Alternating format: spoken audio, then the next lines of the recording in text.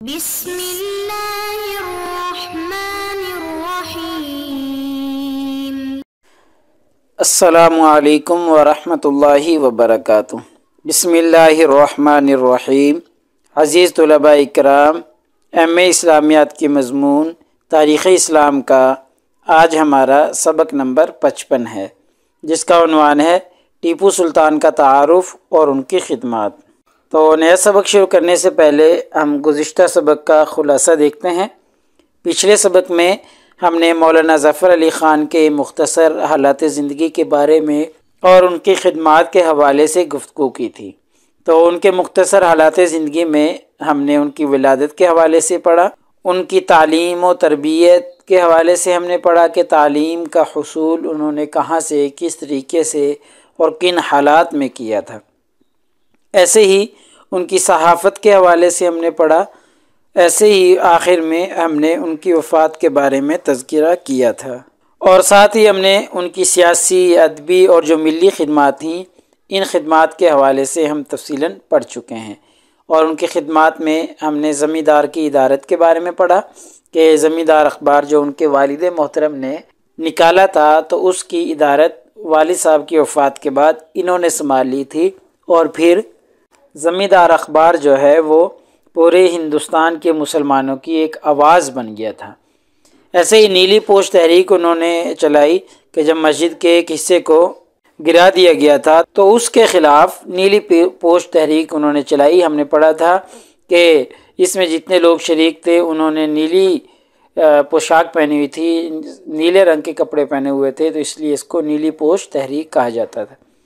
ایسے ہی بطور سیاسی رہنما کے ہم نے ان کی خدمات کا تذکرہ کیا تھا، اور پھر آخر میں ہم نے ان کی تصانیف کے حوالے سے تفصیلات دیکھی ہیں کہ انہوں نے کون کون سی کتابیں لکھی ہیں۔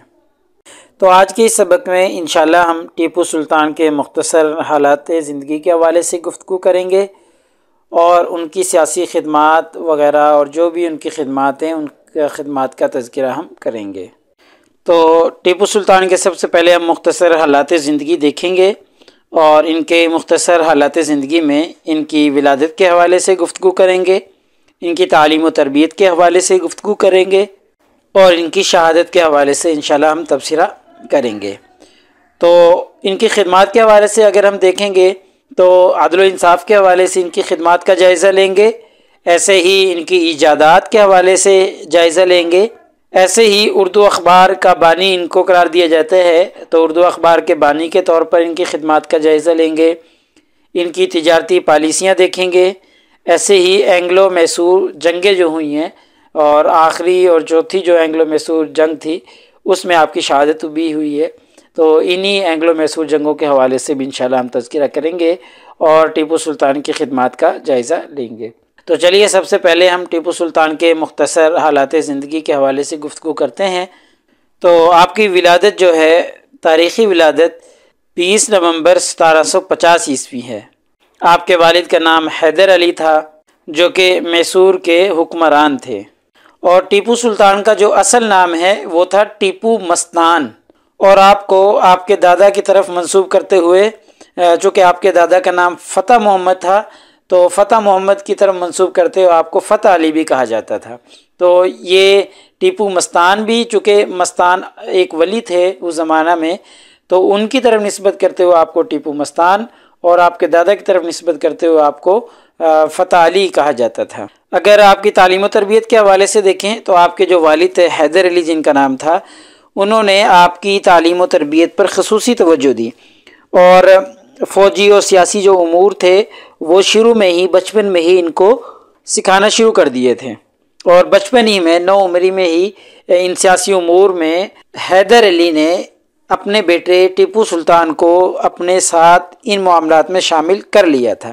اور ابھی آپ 17 برس کی عمر کو ہی پہنچے تھے کہ حیدر علی نے آپ کو ایک اہم سفارتی اور ایک اہم فوجی امر دے کر اور اس کے بارے میں اختیار دے کر روانہ کیا۔ اور ٹیپو سلطان ہی وہ شخصیت ہیں جو حیدر علی کا دایاں بازو سمجھے جاتے تھے، طاقت میں، سمجھداری میں، سیاسی اور فوجی امور میں مہارت کے حوالے سے یہ حیدر علی کے نائب تھے۔ تو اور اگر آپ کی شہادت کے حوالے سے گفتگو کی جائے تو تفصیلی جو واقعہ ہے وہ انشاءاللہ ہم آپ کی خدمات میں دیکھیں گے۔ تو بہرحال جنگ کے دوران آپ کی شہادت ہوئی ہے۔ اس وقت آپ انگریزوں کے خلاف لڑ رہے تھے جو کہ بر صغیر پاک و ہند پر قابض ہونا چاہتے تھے، اور یہ واقعہ 4 مئی 1799 کا ہے۔ تو چلیے اب ہم ٹیپو سلطان کی خدمات کے حوالے سے گفتگو کرتے ہیں۔ تو آپ کی خدمات میں سے ایک بڑی خدمت عدل و انصاف کا قیام ہے۔ آپ کے زمانہ میں جب آپ حکمران تھے تو عدل و انصاف کا یہ عالم قائم تھا کہ ہر شہر میں ایک قاضی مقرر ہوتا تھا، یعنی جو بڑا شہر ہوتا تھا، اور ہر گاؤں میں ایک گاؤں والوں کی ہی پنچایت ہوتی تھی۔ تو گاؤں کے جتنے بھی مسئلے مسائل ہوتے تھے، مقدمے ہوتے تھے، ان مسائل کا حل یہ پنچایت کرتی تھی، اور بڑے شہر میں قاضی مقرر کیا جاتا تھا۔ اور اگر کسی کو پنچایت کے مقدمے پر کوئی شک ہو یا مطمئن نہ ہو تو پھر وہ بڑی عدالت سے، یعنی جس کو ہم ہائی کورٹ کہتے ہیں، اسے رجوع کر سکتا تھا، یعنی وہ شہر میں جا کر اپنا دعویٰ دائر کرواتا اور انصاف حاصل کرتا تھا۔ ایسے ہی انتظامی امور آپ کے بہت اچھے تھے۔ آپ نے جو شہر ہوتا ہے یا جو قصبہ ہوتا ہے بڑا، اس کے 4 دروازے بنوائے، یعنی ہر شہر یا ہر قصبہ جو آپ کے زیر سلطنت تھا اس کے 4 دروازے مقرر کروائے، اور ہر دروازے پر پہرے دار مقرر کیے، اور پہرے دار مقرر کرنے کے بعد ایسا نظام بنایا کہ جیسے ہی کوئی شہر میں داخل ہوتا کسی بھی دروازے سے تو اس کے داخل ہونے سے پہلے ہی انتظامیہ تک اس شخص کے بارے میں اطلاع پہنچ جاتی۔ ایسا انتظام کیا کہ فوراً اطلاع انتظامیہ تک پہنچ جائے کہ شہر میں یا قصبے میں یا قلعے میں کون شخص داخل ہو رہا ہے، وہ کیسا ہے، کس مقصد کے لیے آیا ہے۔ تو یہ انتظام انہوں نے کیا ہوا تھا۔ ایسے ہی جس مقام پر کوئی چوری ہو جاتی تھی تو پولیس افسر کو اس کا ذمہ دار ٹھہرایا جاتا تھا، یا تو وہ مجرم کو گرفتار کرے، اگر گرفتار نہیں کر سکتا تھا تو پھر پولیس افسر کی تنخواہ سے اس کا نقصان پورا کیا جاتا تھا۔ ایسے ہی آپ کی ایک اور بہت بڑی خدمت ایجادات بھی ہیں۔ آپ نے بہت سی چیزیں ایجاد کی ہیں یا ان کو ترقی اور رواج دیا ہے۔ آپ کے جو والد تھے جن کا نام حیدر علی، ہم پیچھے پڑھ چکے ہیں، انہوں نے راکٹ جو ہیں وہ استعمال کیے تھے۔ ٹیپو سلطان کو حقیقت میں جنگی راکٹ کا موجد قرار دیا جاتا ہے، لیکن اگر اصل میں اور حقیقت میں دیکھا جائے تو ان کے والد نے ان سے پہلے ان راکٹوں کو استعمال کیا تھا۔ تو یہ جو ٹیپو سلطان تھے انہوں نے اپنے والد کی موت کے بعد ان راکٹوں کے استعمال کو بڑھا دیا۔ ایسے ہی آپ کی ایجادات میں سے ایک جو ایجاد ہے وہ یہ ہے کہ آپ کے والد اور آپ، یعنی ٹیپو سلطان اور ان کے جو والد تھے حیدر علی، ان دونوں کو اس بات میں فوقیت ملی ہے کہ پورے ملک، پورے ہندوستان میں بحری طاقت کو استعمال کرنا اور بحری طاقت کی اہمیت کو سمجھنا، یہ ان دونوں باپ بیٹے کا کام ہے۔ اسی مقصد کے حصول کے لیے ٹیپو سلطان نے جو قدرتی بندرگاہیں تھیں ان کی توسیع کروائی اور ساحلوں پر حفاظتی انتظامات بھی کروائے، اور پھر ایسے جہاز تیار کروائے چھوٹے بڑے کہ جن پر توپیں نصب کی جا سکتی تھیں۔ ایسے ہی ٹیپو سلطان کی خدمات میں سے ایک خدمت اردو اخبار کو بھی جاری کرنا ہے۔ یہ اعزاز ٹیپو سلطان کو ہی حاصل ہے کہ انہوں نے اردو اخبار کو جاری کیا اور اردو اخبار کے بانی ٹھہرے۔ 1794 کی بات ہے کہ انہوں نے اپنی ذاتی نگرانی اور اپنی سرپرستی میں ایک 7 روزہ اخبار جاری کیا تھا، اور یہ خالص اردو زبان میں انہوں نے جاری کیا تھا، اور آپ کی شہادت تک یہ اخبار مسلسل چلتا رہا، لیکن اس کے بعد ممکن ہے کہ یہ ختم ہو گیا ہو۔ تو ایسی ہی آپ کی خدمات میں سے تجارتی پالیسیاں بھی ہیں۔ ٹیپو سلطان نے اپنے دور حکومت میں جو زمیندار تھے ان کی اجارہ داری کا خاتمہ کیا اور مزدوروں کو اور کسانوں کو زمین کا مالک ٹھہرا دیا، اور زمین کو رعایا کی ملکیت قرار دیا۔ زمین دوامی طور پر کسانوں کے قبضے میں دے دی، اور ایسے ہی انہوں نے اعلان کروا رکھا تھا سلطنت میں کہ جو ہل چلائے گا زمین پر، زمین اسی کی ہے، اور اگر کوئی زمین کے لیے درخواست دے گا تو زمین اسے مفت دے دی جائے گی اس کی ضرورت کے مطابق۔ تو اس کی وجہ سے میسور کی جو تجارت تھی اس میں کافی بہتری آئی۔ ایسے ہی ایک اور کارنامہ ان کا تجارت کے حوالے سے یہ ہے کہ انہوں نے بیرونی ممالک کے ساتھ رابطے کیے اور دور دور سے کاریگر بلا کر اپنے زیر سلطنت یا اپنے زیر سایہ انہوں نے مختلف قسم کی صنعتیں جاری کروائیں اور دوسرے ممالک سے ریشم کے کیڑے منگوا کر ان کی پرورش کی اور پھر ان سے ریشم تیار کی۔ تو اس طریقے سے انہوں نے تجارت کو بھی کافی زیادہ ترقی دی تھی۔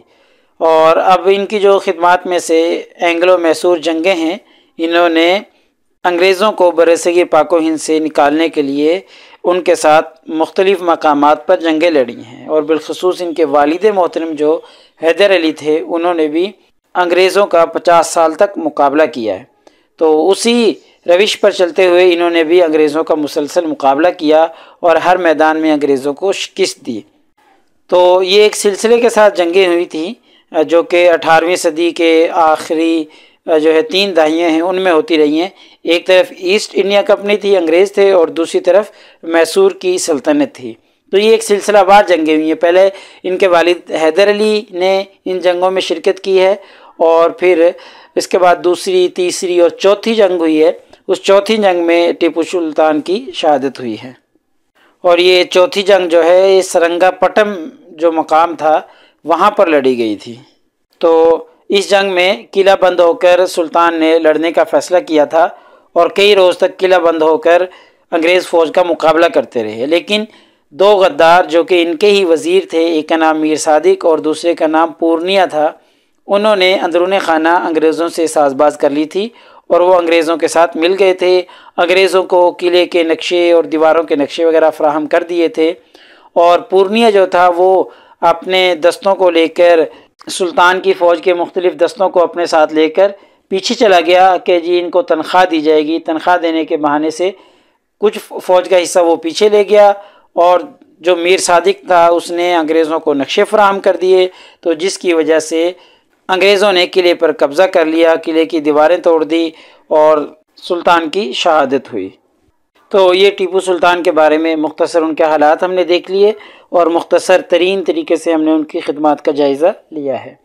تو لہٰذا ہمارے آج کے اس سبق کا خلاصہ نکلا کہ آج کے اس سبق میں ہم نے ٹیپو سلطان کے مختصر حالات زندگی کے حوالے سے گفتگو کی ہے، اور ان کے حالات میں ہم نے ان کی ولادت کا جائزہ لیا، ان کی تعلیم و تربیت کے حوالے سے گفتگو کی، اور ان کی شہادت کے بارے میں ہم نے تبصرہ کیا ہے، اور ان کی خدمات پر گفتگو کرتے ہوئے ہم نے ان کے عدل و انصاف کو دیکھا، ان کی ایجادات کو دیکھا، اور ان کی ایک بڑی خدمت اردو اخبار کے بانی کے طور پر بھی رہی ہے، اور ایسے ہی ان کی تجارتی پالیسیاں اور اینگلو میسور جنگیں جو مسلسل ہوئی ہیں ان کے بارے میں ہم نے گفتگو کی ہے۔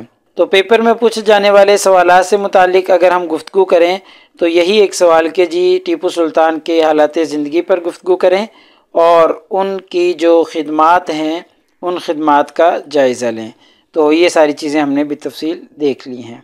تو اگلے سبق نمبر 56 میں انشاءاللہ ہم اسی ترتیب سے چلتے رہیں گے، انشاءاللہ ہم اسی ترتیب سے چلیں گے، اور اگلے سبق میں انشاءاللہ ہم بنو امیہ کے زوال کے اسباب پڑھیں گے۔ جزاکم اللہ خیر۔ السلام علیکم ورحمۃ اللہ وبرکاتہ۔ اللہ پاک آپ سب لوگوں کا حامی و ناصر ہو۔ اگلے سبق تک اجازت چاہتا ہوں۔ اللہ تعالیٰ آپ سب لوگوں کو کامیابیاں اور ترقی نصیب فرمائے۔